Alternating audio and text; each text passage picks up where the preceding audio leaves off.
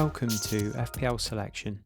Today we'll take a look at how the team is shaping up for Game Week 30, but first a quick look at how we got on in Game Week 29. So 53 points in the end, just meant to drop back down to 180,000. I had the clean sheet and DEFCON for Gabriel, goals for Palmer and Semenyo, Bruno captain for 16 points with his assist in the 3 bonus. Guess it wasn't a disaster of a week, but just not owning Joao Pedro was the main difference really between having a good or a bad week. It's something I'm looking to fix this week anyway, and try and sort of stop the yo-yoing up and down, which has happened sort of over the last few weeks, just not really making any progress.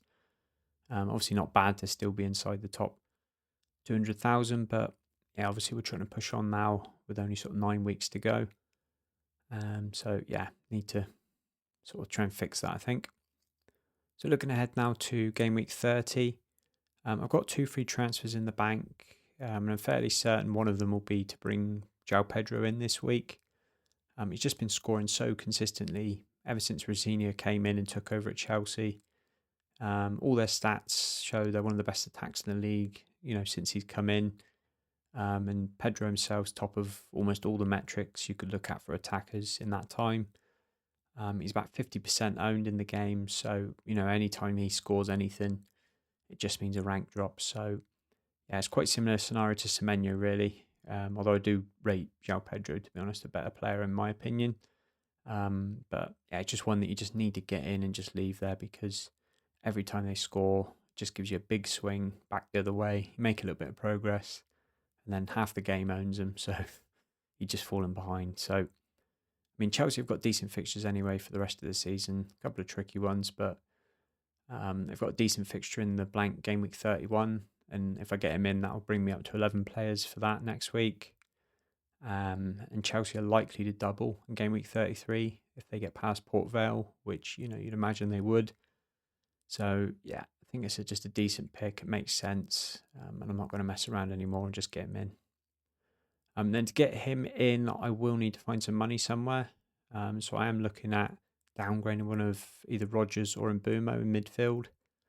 Rodgers is blanked in the last 4, and Villa just not looking great at the moment. So yeah, he's top of the chopping block for me. But if I do want to get certain players, I will have to get rid of Mbeumo just for budget reasons. I don't really want to get rid of him, but I think Pedro is more important than Mbeumo at this point. Gibbs-White would be that more expensive option. He's been quietly picking up points for a good while now. Looked really good since Pereira's taken over. He's sort of getting himself into the box a lot more like he sort of has done in the past. He's only just behind the likes of Saka, Rodgers and Enzo for total points this season. I think he was only like 2 or 3 points behind Enzo Fernandez, which was quite surprising when I look at that. Forest have got good fixtures for the next 5. So, yeah, he's kind of their talisman. So, yeah, I think he could be a nice pick. Very low owned as well. He's under 5% ownership. And Tavernier's nice and cheap. So I would be able to take him in for Rodgers. He's probably on penalties for Bournemouth. He's looked really good since he's come back from injury, especially against Brentford. Really should have had, a fair few points in that game. And Bournemouth's fixtures do look good in sort of the weeks that I would need him for my team, including this week against Burnley. So, yeah, being cheap enough, he can sit on the bench, come in for the games I need him, and, not worry about him too much. Then the other one would be Dango, who I've sort of been considering for a few weeks now. Fairly cheap, could bring him in for Rodgers too. Brentford got good fixtures pretty much for the rest of the season, really, but especially the next 6. He's looked really good since he's come back from AFCON, so yeah, could potentially go double Brentford attack if I wanted to. I think I'm probably leaning more towards Gibbs-White at the moment. I think he's going to get the minutes. He's the talisman for Forest. Probably still on penalties, although that's not 100% at the moment. But just the only negative with that is I would have to sell Mbeumo, who I would rather keep over Rodgers at this point. So look at the team for this week. Sanchez is at home to Newcastle. Obviously, big doubt as to whether he's actually going to start. He's, sat out the last few now for Jorgensen. But obviously, he made the big error against PSG in the Champions League. So, do wonder whether Sanchez might come back in. Probably going to leave it for this week and just, I'll settle for Dubravka if Sanchez doesn't play. But I think a home game against Newcastle, it's probably not, you're not seeing a clean sheet for sure there anyway.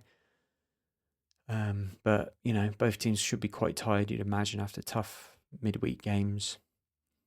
Could be a bit of a low-scoring game, especially if Newcastle try to shut up shop like they do in a lot of away games. But, yeah, we'll just see how that plays out. And, yeah, probably just have to wait a couple of weeks before I can make a goalkeeper transfer, really. And Guehi is away to West Ham. Again, this, would look on paper like a really good fixture for City, but after obviously losing to Madrid in the week, and they've got the return leg next week, how many players are they going to rest? Is it going to be a completely changed 11? Obviously, West Ham are fighting for their lives. They're going to be really up for it. Could be, anything here, really, especially away at West Ham. So I'm not hopeful here for a clean sheet. I'd imagine Guehi would play. I'd be very surprised if they rested him. I just think he's one of those that can just play every match. Generally, he's quite fit and doesn't usually get rested or dropped. But, maybe it's going to be a reaction from Guardiola. He's going to change the whole team after losing to Madrid. So, yeah, I'm not looking for much here, really. I just hope I get the start and, potentially there's a clean sheet there if West Ham, are quite negative. And Van Dijk is at home to Spurs. I think this is probably the best fixture this week. Spurs look a real mess at the moment. You'd expect Liverpool at Anfield to probably win this quite comfortably. Although, you can imagine Spurs, they're going to try and keep the goals to a minimum. You'd imagine it would be their first sort of port of call to try and stop the rot. But, Van Dijk at set pieces have been really good this season. Not got as many goals as he probably should have, but yeah, I'm happy to have him in there for a good while now, and should be a good fixture here for Liverpool clean sheet potential. And Gabriel is at home to Everton. Everton's away record's pretty good. I think it's one of the best in the league for the last sort of year or so under Moyes.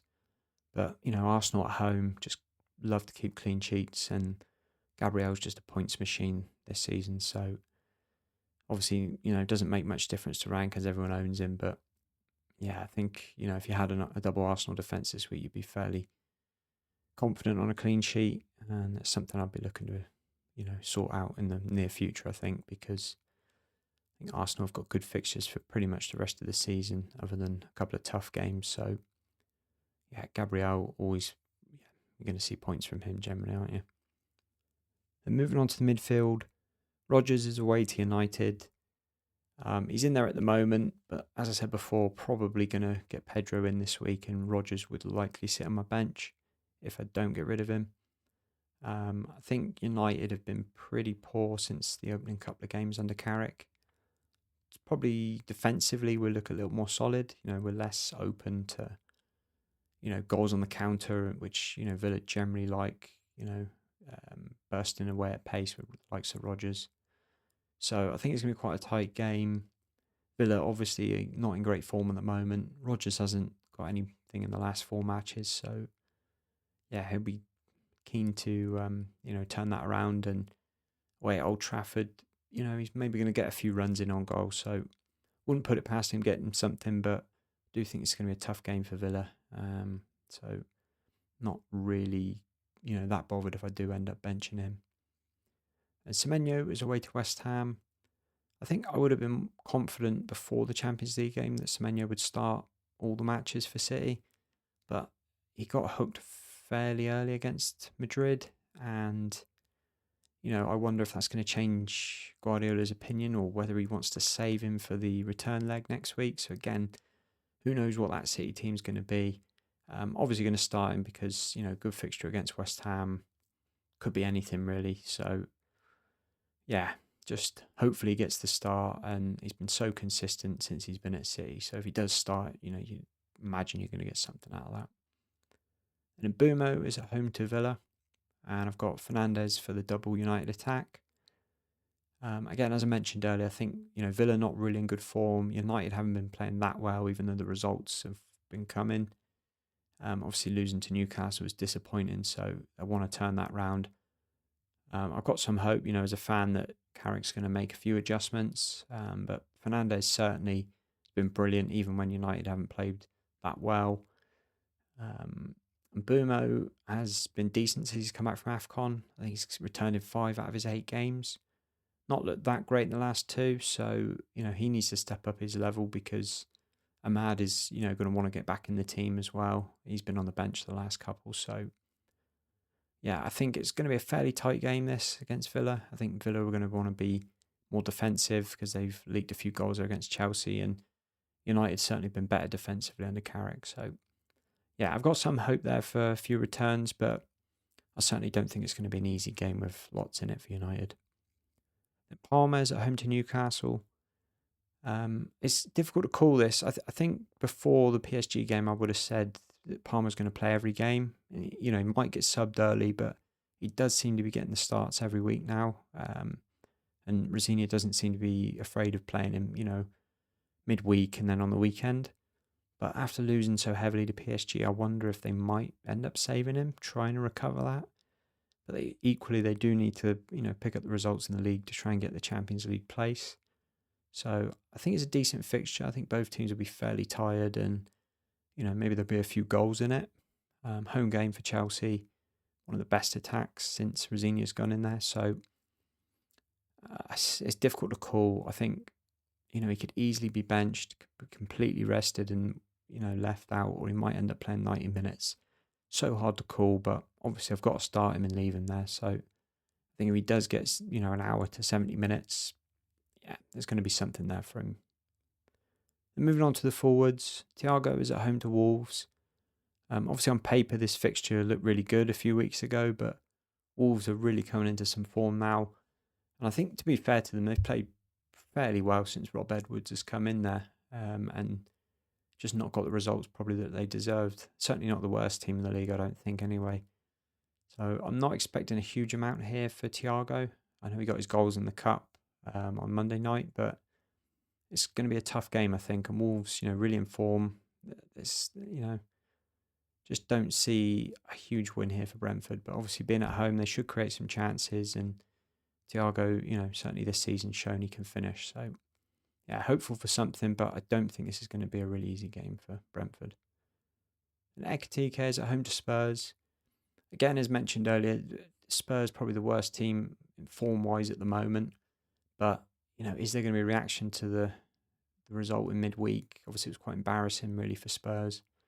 Can Tudor, sort of get a tune out of them, and, maybe they're just going to shut up shop for this one and just, aim for the clean sheet, or at least keep it, to a low score. Ekitike, he looks really good on his day and just misses a few sitters here and there. You'd expected, a few more goals from him over the course of the season. But yeah, if the chances do come, and if Spurs, certainly if they concede early, you could see quite a few goals here for Liverpool.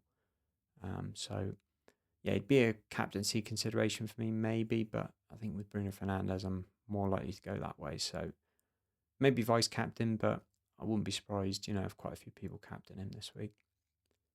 So in summary, I'll most likely stick with Bruno captain. Again, this week, probably the following 2 weeks as well. He's just so consistent. He only needs the one return, to get a decent score. He just gets the points even when United play poorly. So yeah, I think I'm just going to stick with another block of 3 weeks. Bruno, then Ekitike, or maybe even Palmer will be my vice captain, I think. So that's it for this one. Thanks for watching, and we'll catch you on the next one.